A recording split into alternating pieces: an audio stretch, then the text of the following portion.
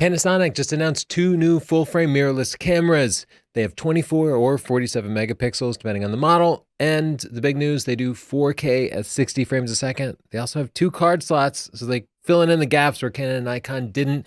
First, if you want to win, not this camera, but a Canon EOS R or Fujifilm X-T3, go to freesdp.com right now. And also subscribe to see our full review of these two cameras, as well as the Nikon Z7 versus the EOS M. We get the Z7 tomorrow. The X-T3 versus the World, and the DJI Mavic 2 drone. First, the S1 has 24 megapixels, while the S1R has 47 megapixels. 47 megapixels, they kind of prices righted Canon and Nikon, right? Because Nikon has a 45 megapixel sensor. Sony put out a 42 megapixel sensor, and Panasonic is like, we're going to beat the hell out of you. 47 megapixels. I have a theory that Panasonic is using the exact same two sensors that are in the Nikon Z6 and Z7. How would they get more megapixels if the Z7 is 45?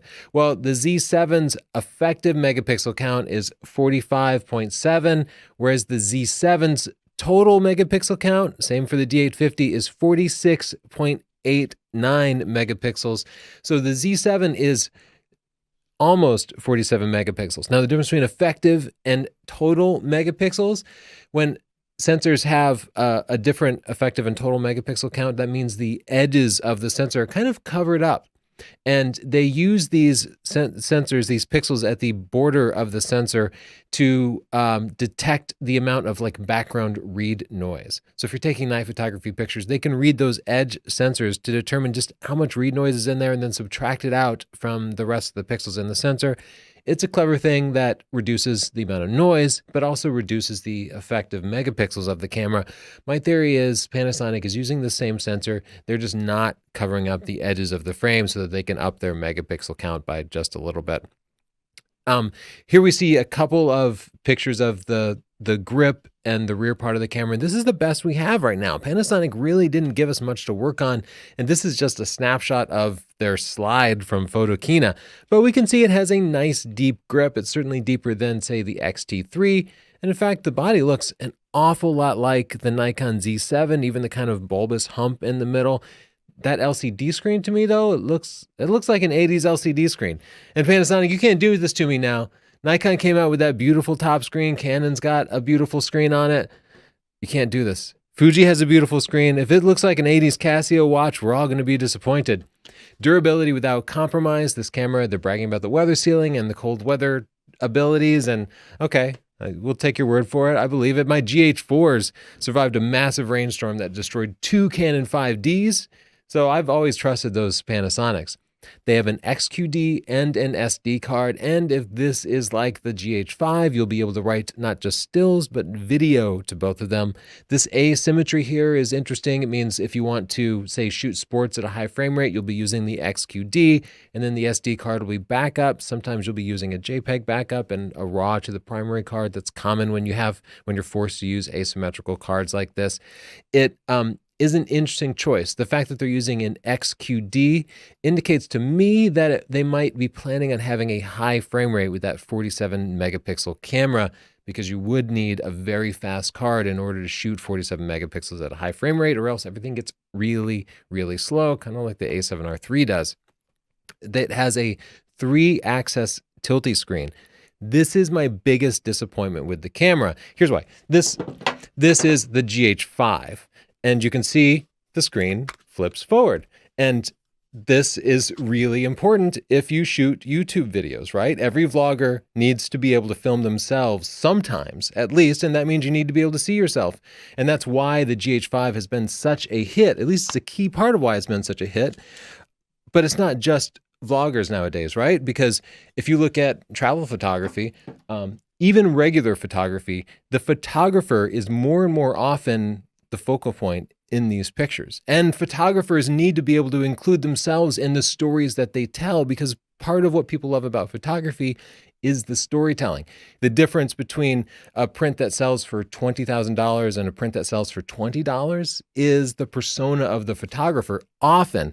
So if we give that up by not telling our own stories as photographers, we lose out.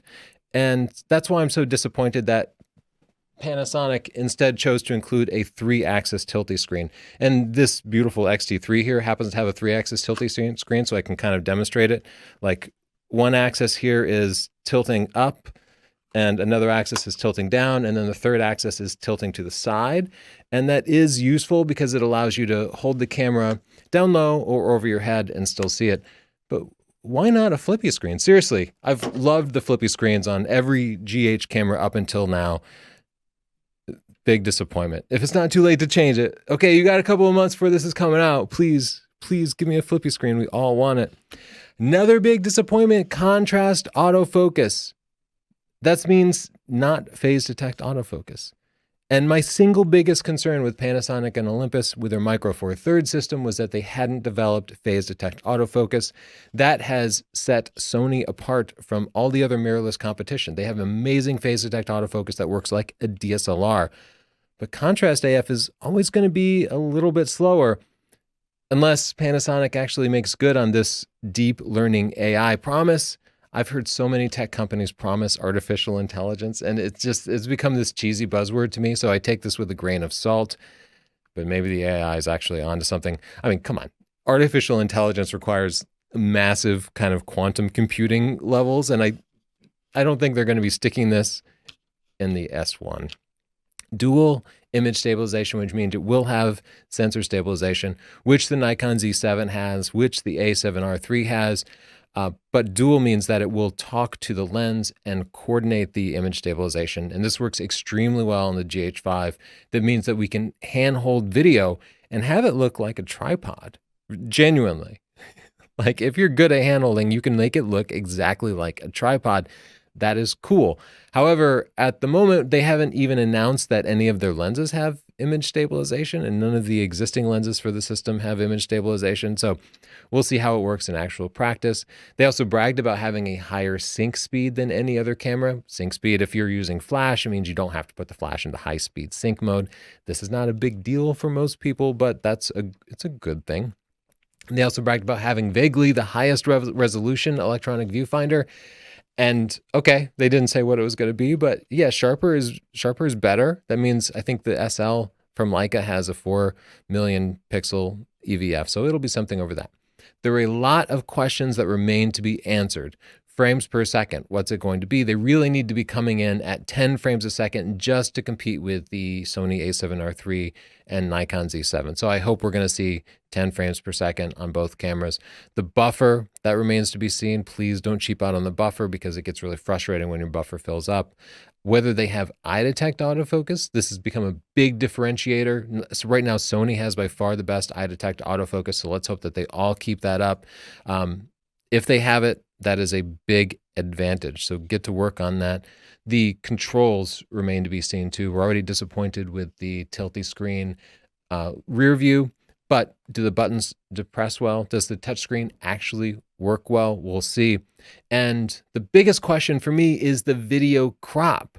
It's not a given that 4K at 60 frames a second is going to be full width, especially on their 47 megapixel camera. In fact, nothing like that has ever been done. Panasonic's existing 4K 60 cameras read out at 1:1. They have lower megapixel sensors. If you were to try to do a 1:1 readout on a 47 megapixel camera, you'd be looking at like beyond a 2x crop. Basically, you'd be going back to a Micro Four Thirds size sensor. Seriously, and that would be kind of unusable.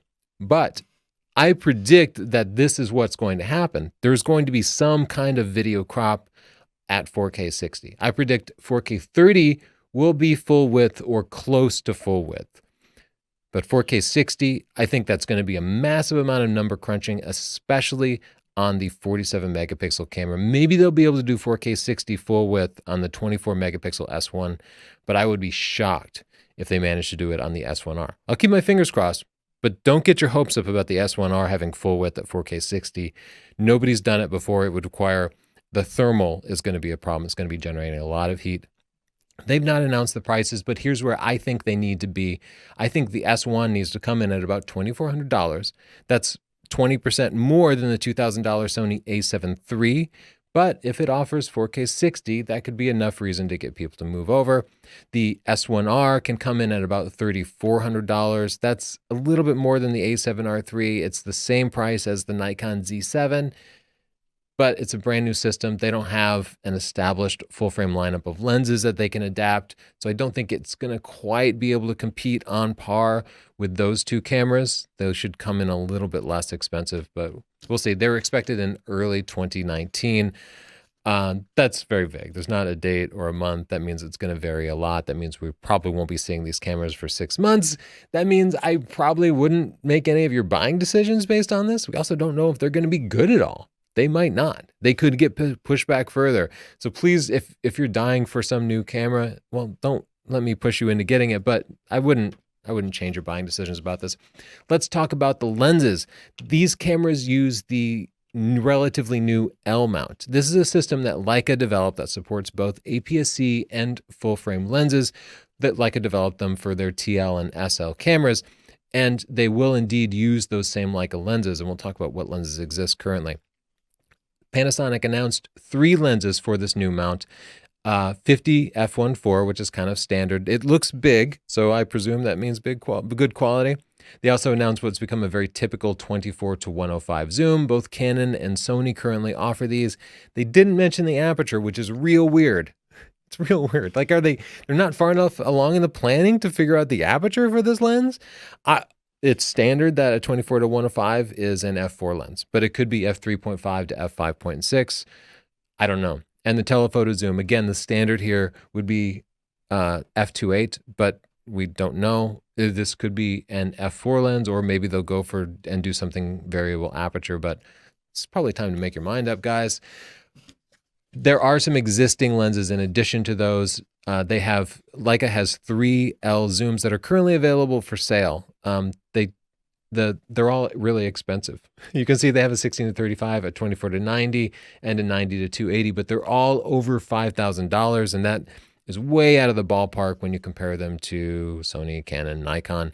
The primes, Leica also has 3 primes that are currently for sale. These are just the lenses I could actually find for sale.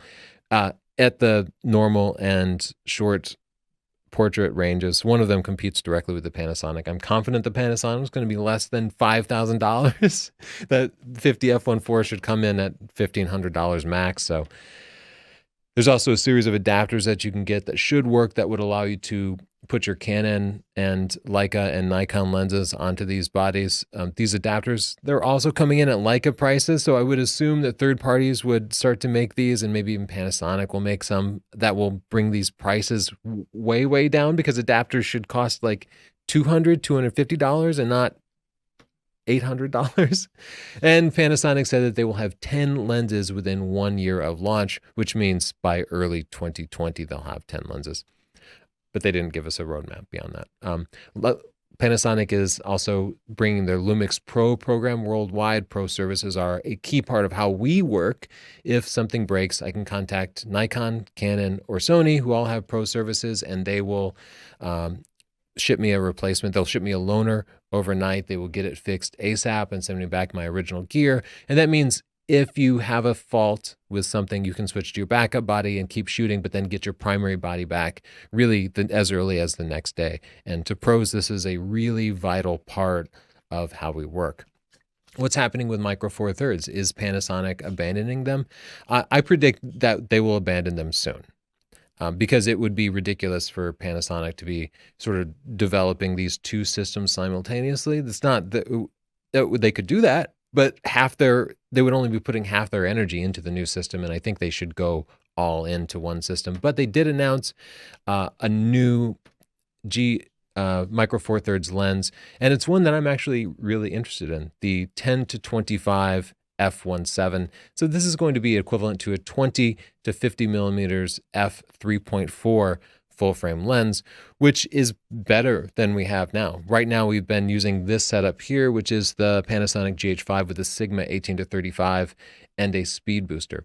And that comes in at an F11, like a physical F11 with the speed booster. So it wouldn't give me the same results, but if it had actual native Panasonic focusing and functionality, that would be a big step forward for the way that we work.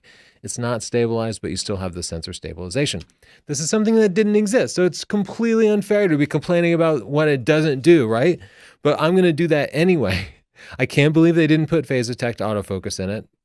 This could be a complete deal breaker. The reason that we don't use the GH5 as much as we could is because it doesn't grab onto my faces. If you try to autofocus on a moving subject with the GH5 and then you switch over to the Canon EOS R there, the Canon EOS R is our main vlogging camera, and it's only 1080 at full width, but that's still what we use because it works. It gets our faces in focus all the time, and it doesn't matter if you got 4K 60 if it's out of focus because your shot is lost. There's no flippy screen, which is a heartbreaker for so many GH5 users. I still can't believe nobody's putting live streaming in these real cameras. We live stream all the time, including right this moment. And the new GoPros live stream, my phone can live stream, my Yi action camera can live stream, my DJI drones, they can all live stream. But these new video-centric cameras cannot live stream. What is going on? Get with the program, guys. No GPS that they announced, and no wow. Like when Canon came out and they announced the EOS R, they gave us a couple of wow lenses, the 50 f1.2, the 28-70 f2, the little multifunction bar that made us like, that's really interesting. Where is the wow with this? All they kind of did was, oh, we're keeping up. And also here's 4K 60. We don't know what the crop is. And yeah, all the cameras should have had 4K 60. So I guess their wow is 4K 60.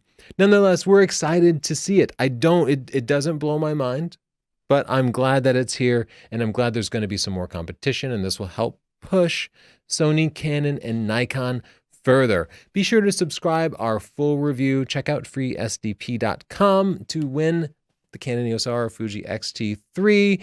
And if you have any follow-up questions or corrections, add a comment down below. If I made a mistake, I will pin a comment. So read the pinned comment before you get super mad.